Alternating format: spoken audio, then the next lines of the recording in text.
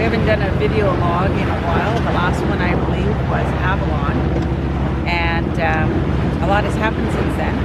We were in Avalon for 4 days. Yep. And then on Sunday, the harbor master called us and told us that there was a Santa Ana wind coming in, and Avalon was not a good place to be during a Santa Ana wind. So at 3 o'clock in the afternoon, we decided to leave the moorage in Avalon, and we headed over to Dana Point. We had is it southeast winds, I guess? Yep, southeast. Mostly easterly.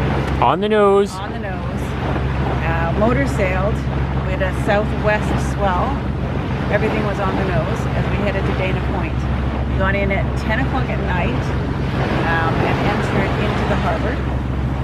When we were trying to get into our slip, because we had phoned ahead for a slip, a transient slip in Dana Point, the shifter for the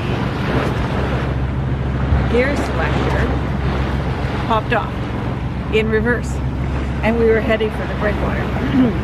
Luckily for us, the sheriff was right there, so he towed us in and put us very gently into our slip. Actually, I had the transmission fixed before he needed to tow us. Well, but we let him do the rescue. Let him do the rest, and we're going to run over this kelp thing as we go here, but it's a small one. So now we have left Dana Point, and we're heading for Oceanside, and it is absolutely flat ass calm out here. There's not a breath of wind. We have the stay sail up because we're making about 3 knots of wind as we motor into it. So we're just using the stay sail to help with the roll a little bit, because we still have a bit of southwest swell and some mixed coming from the northwest. So we got kind of mixed swell happening here today with no wind. And it looks like maybe rain. Nope, just overcast, no rain. No, behind you looks like rain. Nope, it's not supposed to be. Yeah, well, it looks like it. Yeah, well, I'm not looking at it. Anyway, so we're 2 hours outside of Avalon, outside of Oceanside, and we will be there for 3 or 4 days, and then we'll head on to San Francisco. Nope, San Diego. God, I don't even know where we are anymore. It's been a long trip. And what are we doing now? We are repairing the shifter lever. This, which goes down to the transmission, because this is what was on it. And she broke. This shoulder here broke, which allows this to fall off the stud. Here, I'll show you. Out of the picture. I'm back in the picture.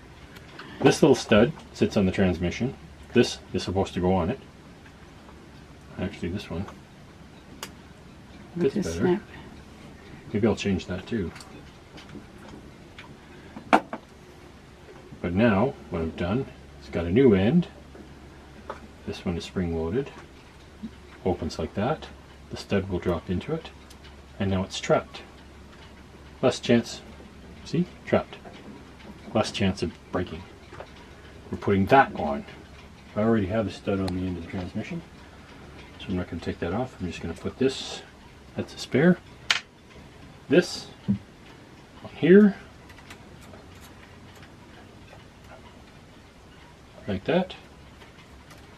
This to adjust it goes onto the transmission down there, and we're back in business. Yay! Yay. And the reason we're doing this is because the shifter thing broke. That little piece broke off while we were coming in at at 10 o'clock at night, and we actually had to be towed into this slip at the transient dock where we were staying. Yes, please tell everybody that we had to be rescued. We had to be rescued. Yeah, because we're.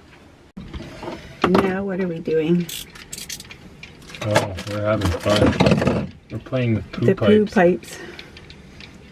Because the 3-way our valve. diverter 3-way valve broke. That's the one that goes from the head to the holding tank, from the holding tank. Overboard. Broke. Handle broke right off this morning. Wonderful. Wonderbar. Poo is always a bosso. Off in the distance you can see the Oceanside pier. Not sure if you could see Ruby's just past the roller furling there. Ruby's is on the pier.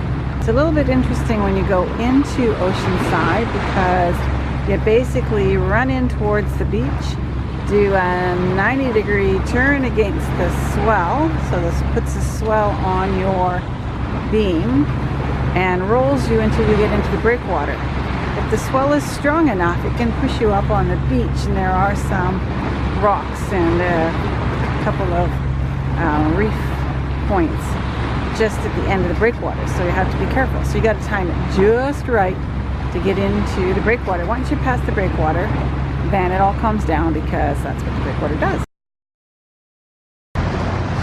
Here we are, just starting our turn, or our entrance into the Oceanside breakwater. We're basically heading for the beach with the swell behind us, and as soon as we get parallel to the breakwater, then we'll make that 90-degree turn and sneak in past the breakwater. Hopefully the swell isn't too bad. It doesn't look to be, but we won't know until we actually get there.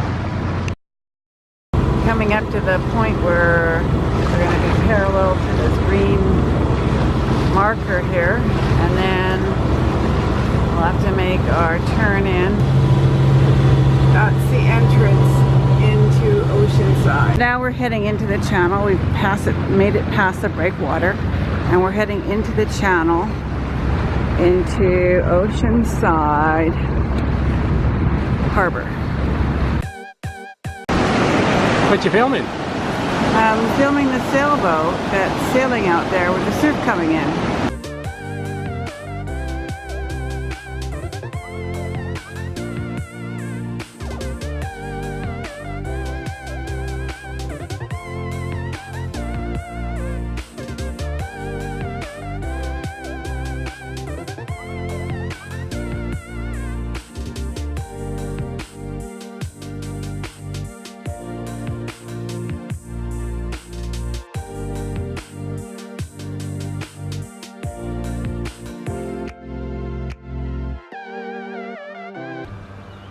Here we are in Oceanside at the Oceanside Yacht Club.